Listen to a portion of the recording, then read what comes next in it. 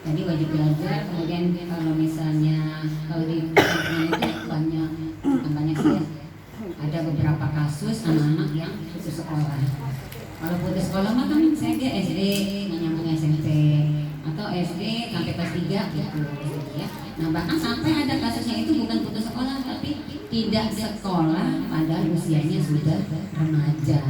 Kalau di data ini kan ada tidak sekolah tapi memang usia belum masuk TK gitu Bu ya. Nah ini tidak sekolah pada usianya sudah 12 tahun, sudah 14 tahun, ternyata tidak sekolah SD, tidak sekolah SMP.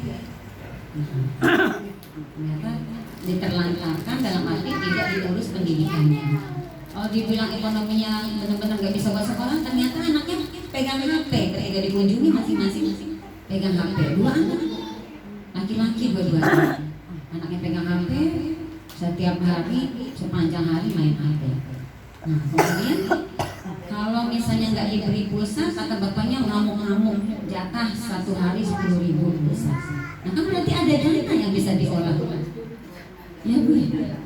Nah, berarti kan ada dana seharusnya bisa diolah untuk pendidikan.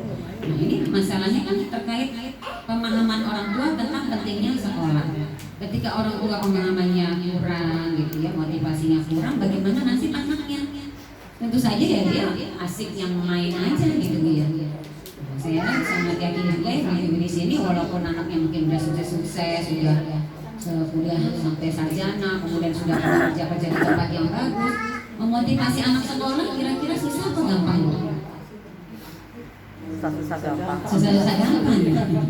Pasti tetap susah ya Bu ya, pasti ada aja kendalanya, entah dia punya masalah sama temennya, entah punya masalah sama gurunya, pasti ada.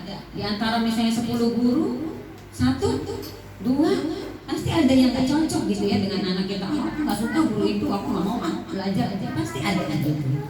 Nah itu kan fungsi orang tua bagaimana memotivasi. Nah ini bayangkan orang tuanya pemahamannya seperti apa sampai anaknya. Jadi ketika ditanyakan iya dia gak mau sekolah, ya sudah titik, akhirnya nggak sekolah. Nah ini gimana nasib masa depan bangsa gitu Bu ya, generasi penerus kita seperti apa kira-kira di masa mendatang ketika kasus ini semakin banyak gitu ya, kita tidak inginkan. Nah sehingga di bidang pemanfaatan waktu luang ini juga adanya satuan pendidikan yang ramah anak. Jadi untuk menutupi kebutuhan itu, pemerintah juga sudah menyediakan sekolah non formal. Ya, jadi untuk pengetahuan ibu saja ya, kalau misalnya ada terdapat kasus anak-anak putus sekolah, ada sekolah non formal yang di situ tidak berbayar gratis gitu ya, yang istilahnya itu kayak yang biasa dengar kejar paket A, paket B, paket C. Nah, setiap kecamatan itu ada satu tempat belajarnya, kayak kantornya gitu ya. Kalau di Coran Mas itu yang Jalan Stasiun Depok Lama itu sebelah kiri ada. Jadi belajarnya di situ. Tapi tidak menutup kemungkinan kalau misalnya ada anak di wilayah Sukmajaya maunya belajar di situ boleh mendaftarnya, tapi harus di situ. Kalau yang Sukmajaya di belakang Pasar Agung, SD apa gitu saya lupa. Nah kalau di Cilodong itu seberang Kostrat, sebelah kanan itu ada Masuk Gang, nanti ada kelihatan TK, nah ada kantor di samping TK itu tempat belajarnya. Jadi lumayan belajarnya itu seminggu 3 kali, setiap pertemuan 4 jam. Nah, jadi mereka nanti diikutkan ujiannya itu di sekolah-sekolah negeri gitu. Jadi kan lumayan ya. Jadi belajarnya dan tidak terpaku seperti itu saja. Ketika misalnya ada yang kemarin saya bantu mendaftarkan anak putus di SMP karena orang tuanya nggak mampu sehingga udah bekerja. Jadi nyambung ke situ sekolah ngambil paket C gitu ya. Nah kalau misalnya dia kerja kan waktunya dia nggak bisa full tuh, misalnya 3 hari kerja gitu ya. Nah boleh misalnya 2 hari atau 1 hari gitu ya. Nanti yang penting ada komunikasi, mereka dibuatkan juga grup di sekolahnya itu ya. Jadi pemerintah sudah memfasilitasi ya seperti itu. Kalau misalnya ibu ada dengar ngajak paket itu berbayar, berarti itu yang swasta gitu ya. Atau ya barangkali kalau misalnya di tempat negeri itu ada berbayar, mungkin ada kondisi khusus gitu ya. Ada kondisi khusus yang harus dibantu ekstra gitu ya oleh pengurus, oleh pejabat setempat, sehingga dia mau nggak mau harus membayar gitu. Jadi bukannya suatu kesalahan atau suatu hal yang tidak legal. Misalnya kita kayak misalnya bapak ibu di sini kan ada yang sibuk misalnya mau ngurus surat-surat administrasi, kemudian ada yang bersedia membantu. Seharusnya kan misalnya gratis gitu ya, ngurus KTP atau ngurus apa-apa misalnya gratis. Nah, akhirnya kok jadinya bayar karena minta tolong misalnya gitu. Ya Bu ya. Nah, kan misalnya kadang-kadang ada tuh yang karena sering bolak-balik ke ke kelurahan sehingga misalnya kalau keluarga itu minta tolong dong diurusin. Nah, dia kan pakai bensin bolak-balik sehingga berbayar. Sebenarnya sih gratis tapi mengganti transport orang yang mengurusnya itu ya. Nah kemudian di bidang pemanfaatan waktu luang dan seni budaya ini juga tadi ya PKA pusat kreativitas anak tadi yang ibu-ibu sudah berencana ingin menambahkan pusat kreativitas. Nah ini untuk menambah resminya tinggal dilaporkan saja untuk dibuatkan SK gitu ya. Jadi itu juga untuk formalitasnya ada SK-nya juga dari Pak Lurah, ditandatangani Pak Lurah gitu. Karena ini kaitannya nanti ketika ada lomba-lomba gitu ya Bu. Jadi lomba-lomba ini memang kita perlukan juga untuk memotivasi ya enggak? Ya, tadi kan rencananya Ibu mau bikin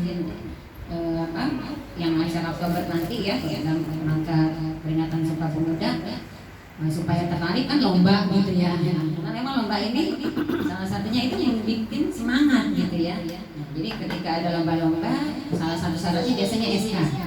Nah, jadi termasuk pusat kreativitas anak ini yang bisa diikutkan misalnya lomba nanti kalau dia ada SK-nya seperti itu. Gimana? Nah, jadi pusat kreativitas anak itu namanya kan berarti pusat, jadi ada perkumpulan gitu ya Bu ya. Nah kalau ada perkumpulan kan ada pengurusnya, kurang lebih gitu. Jadi walaupun sifatnya insidentil atau kalaupun insidentil kan sebenarnya ada momen-momennya gitu kan. Jadi lebih baik diresmikan kegiatannya gitu. Nah, ya nanti diserahkan aja laporannya ke kita nih susunan pengurusnya gitu. Nanti kan biasanya tidak harus gedung tersendiri, gedungnya tetap di sini. Kan nanti ada keterangan kegiatannya itu di gedung serbaguna gitu ya.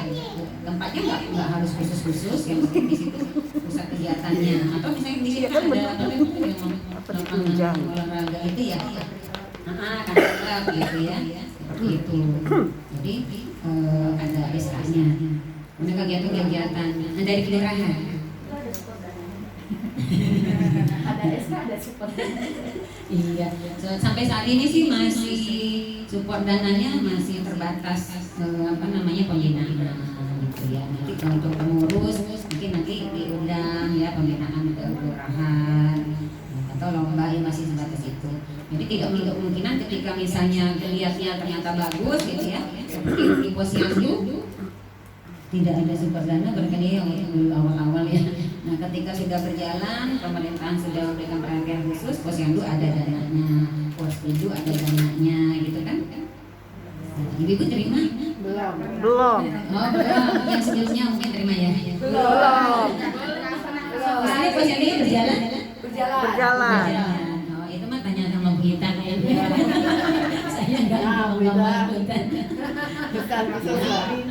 Kalau ramah anak belum ada anggaran dari Pemkot Depok untuk ya, karena ya itu tadi masih sampai saat ini masih sebatas sosialisasi sosialisasi gitu ya. Nah ini dilihatnya ketika ternyata prestasi di masyarakat, kegiatan di masyarakat ternyata bagus gitu ya.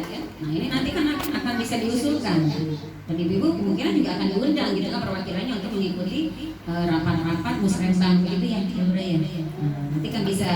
Nah cuma kan memang nggak langsung nih ngajuin sekarang kan dapat tahun besok gitu bedanya. Jadi kalau yang saya dengar sih sekarang ini para penyusun anggaran itu mulai bekerja lagi menyusun anggaran tapi untuk tahun 2025 gitu. Oh, karena 2024 ada 2024 udah gitu. Berarti ini positif nggak akan ada. Iya, positif 2024 nggak ada. Nah, baru diajukan. 2022 udah diajukan. Kalau ibu-ibu di sini baru mau merapikan, kayaknya kemungkinan 2025 juga belum ada. Jadi kalau ada diundang ikut nanti gitu ya. Ya, mudah-mudahan sih kita berharap gitu ya, mudah-mudahan nanti ada 2025 ya intinya harus melihat dulu sih memang yang biasanya kegiatannya apa sehingga argumentasinya itu kuat. Ini kegiatannya udah berjalan begini itu harus pendanaan. Biasanya itu baru tuh dialokasikan. Sekarang sih sudah semakin besar persentase untuk kegiatan yang apa namanya yang bentuknya kegiatan bukan infrastruktur ya Bu ya. Karena infrastruktur udah mulai rapi untuk Kota Depok sehingga anggarannya itu kalau nggak salah 60% yang untuk kegiatan. Maksudnya kan lumayan besar gitu ya. Kemudian kebagiannya untuk OJF anak-anak gitu ya. Jadi itu adalah kegiatan yang di klaster 4. Yang terakhir klaster perlindungan khusus ya. Seperti yang tadi itu sudah bacakan, apakah di wilayah RW ini ada anak-anak yang mengalami darurat ADRT gitu ya. Nah, tadi kan alhamdulillah tidak ada. Nah, cuma di sini kita berharap benar tidak ada gitu ya, tapi tetap aja harus apa namanya diharapkan lebih dalam lagi gitu Bu ya. Apa namanya menjalin komunikasi dengan masyarakat, dengan tetangga sekitar gitu ya, dengan warganya. Karena ini memang apalagi di sini rumahnya gede-gede gitu ya, nggak kedengeran gitu. Dan di sini tetangganya itu nggak kedengeran. Kalau misalnya di perkampungan mah ketahuan, ribut di sana langsung sampai berapa rumah ada rumahnya rapet-rapet gitu ya ketahuan. Jadi biasanya RT tahu di situ ada pusat KDRT. Nah sebenarnya KDRT ini ada 4 macam ya Bu ya, ada 4 bentuknya kekerasan dalam rumah tangga. Yang pertama kan kekerasan fisik. Fisik mah langsung ketahuan ya Bu ya, fisik yang kena dipukul, ditampar, dicubit atau kena benda-benda tajam gitu ya. Kemudian kekerasan psikis, kekerasan mental. Nah, kalau misalnya ada di dalam suatu keluarga itu bapak dan ibunya mungkin berbeda jauh jenjangnya gitu ya. Dulu saya pernah nonton film pejabat pergi ke desa nih, ketemu gadis gelis gitu ya. Akhirnya dilamar jadi istrinya gitu. Nah, karena awalnya hanya ngelihat cantiknya gitu kan, ternyata ketika berumah tangga pola pikirnya jauh ya Bu ya, nggak bisa nimbangin istrinya. Nah, sehingga akhirnya mulai deh karena kebutuhan-kebutuhannya tidak bisa terpenuhi, masalah diskusi, masalah apa segala macam. Akhirnya mulai dihina-hina istrinya, kamu orang kampung ini. Jadi ketika ada hinaan, cacian, merendahkan gitu ya, apalagi mengata-ngatai seperti itu, nah itu masuk kekerasan psikis ya, masuk kekerasan psikis. Kemudian ya termasuk ke anak-anak, misalnya anak-anak kamu dapat cuma juara 3 gitu ya, seharusnya kamu juara 1, kamu bodoh nggak mau manfaat habis gitu ya misalnya. Nah itu termasuk anak-anak mendapat kekerasan psikis. Nah ini dampak-dampaknya pasti akan berpengaruh untuk masa depan mereka. Walaupun misalnya kecilnya nurut gitu ya Bu ya, nah gedenya kita nggak tahu ya. Dulu saya pernah ikut training, jadi trainingnya ini psikiater ini luar biasa, senior gitu ya. Ternyata keseniorannya itu tidak dengan mudah beliau dapatkan. Ternyata pengalamannya luar biasa. Dulu dia ya orang berada, kemudian pendidikannya ya gitu, pendidikannya bagus, yang diberi orang tua, bahkan dia sampai akselerasi beberapa kali, lompat-lompat gitu ya Bu ya. Orang sekolah SD 6 tahun dia 5 tahun, orang SMP 3 tahun dia cuma 2 tahun, sampai begitu. Nah sampai akhirnya dia usianya kecil gitu ya, usianya lebih muda dibanding teman-temannya. Nah ini luar biasa, dia merasa sendirian. Kalau kita kan teman-teman anak-anak kecil itu pengaruh banget ya, beda usia 1 tahun 2 tahun tuh nggak mau, dia nggak mau kan temenan, dianggap kamu kecil, jadi dia nggak ditemenin sama teman-temannya, dianggap kecil. Jadi bayangkan dia begitu berprestasi pendidikannya, dikursusin macam-macam kursus sama orang tuanya, tapi dia alone gitu ya, kasihan gitu. Jadi dia sampai ketika dia masuk kuliah, alhamdulillah itu masuk kuliahnya itu bagus, psikolog gitu ya. Nah tapi dia di tahun pertama sampai tahun kedua itu drop ya, itu hampir DO itunya IP-nya itu karena dia drop banget gitu, klimaks banget gitu ya, apa yang dialaminya seperti itu. Nah ini karena ya itu tadi dia mengikuti saja maunya orang tuanya gitu ya. Kondisi lingkungannya nggak ada kesempatan nego gitu ya. Dia jalani aja kondisinya, dia tertekan tidak berteman gitu ya. Akhirnya sampai klimaksnya dia meninggal. Alhamdulillah akhirnya baru kondisi lebih membaik, akhirnya bisa sukses juga gitu ya. Nah nggak cukup sampai di situ ujiannya. Ternyata ketika dia berumah tangga, punya anak, ternyata anak berkebutuhan khusus yang luar biasa, yang suka tantrum gitu. Kan ada juga yang akhirnya dia cuman dia komunikasinya itu tatap mukanya nggak ada, misalnya main sendiri gitu ya. Nah ini yang suka tantrum itu anaknya ya, Masya Allah, ujian luar biasa. Tapi ketika dia memanfaatkan itu sebagai hal yang membuat dia termotivasi untuk tahu lebih banyak, untuk belajar lebih banyak gitu ya, ternyata dia akhirnya jadi orang yang lumayan terkenal gitu ya, karena dia bisa mengatasi masalah dari latar belakangnya sendiri yang membuat dia kuat gitu ya, belajar lebih banyak sehingga kasus-kasus juga banyak. Jadi kalau cerita dia konsul orang datang gitu ya, kalau ngomong jadi udah enak aja, misalnya ada bapak dipanggil, nah dia juga menjadi konsultan di sekolah-sekolah kan biasanya sekolah-sekolah bagus mahal gitu ada ya khusus dia. Nah kalau psikolognya itu ketika orang tua dipanggil kasus anak udah enak aja ngomongnya karena dia udah banyak tahu gitu kondisi diapain anaknya, memang kenapa gitu ya, biasanya udah langsung tembak aja, orang tuanya sudah ini ya, sudah lebih mudah untuk diberi pemahaman gitu ya. Nah kemudian itu tadi ya, maksudnya tetap saja di berbagai kondisi ya ada peluang-peluang yang menjadikan seorang anak itu tertekan ya Bu ya. Kadang-kadang ya itu tadi ada anak yang perasa, ada anak yang cuek. Jika anak cuek sebenarnya lebih bagus ya, dia kan langsung aja ngejawab kalau misalnya ke orang tuanya ngomong ya Bu ya, iya nggak? Jadi kita tahu gitu, justru kita langsung bisa menjawab, mengarahkan dengan apa yang dia dijawab gitu yang dia katakan. Tapi bagi yang merasa khawatir nih nanti orang tuanya sedih, kecewa kalau aku nggak nurutin, nanti dia jadi memendam. Nah ini justru dikhawatirkan gitu ya, harus digali lebih dalam gitu ya. Nah kemudian yang berikutnya perlindungan khusus adalah anak yang berhadapan dengan hukum. Tadi kosong semua ya. Apakah ada anak-anak yang mengalami korban pornografi, kemudian korban penelantaran, korban kejahatan seksual, korban jaringan teroris, korban jaringan nafsa. Nah, sebagai hal-hal yang harus kita cegah ya, karena sekarang ini era digital ya, banyak kasus di luar sana ya. Ketika misalnya bapak sibuk ya, ibu arisan gitu ya, misalnya di sini mah nggak arisan mungkin ya kesibukannya karena bapak ibunya mungkin bekerja dua-duanya. Nah ketika anak-anak kurang misalnya mendapatkan perhatian, nah dia mencari perhatian di gadget gitu ya, di medsos ya. Kadang-kadang ada yang menuliskan kondisinya, akhirnya ada yang membaca ya. Jadi ada suatu kasus ya, karena dia kurang perhatian dari orang tuanya, ini anak mencari perhatian di medsos ya.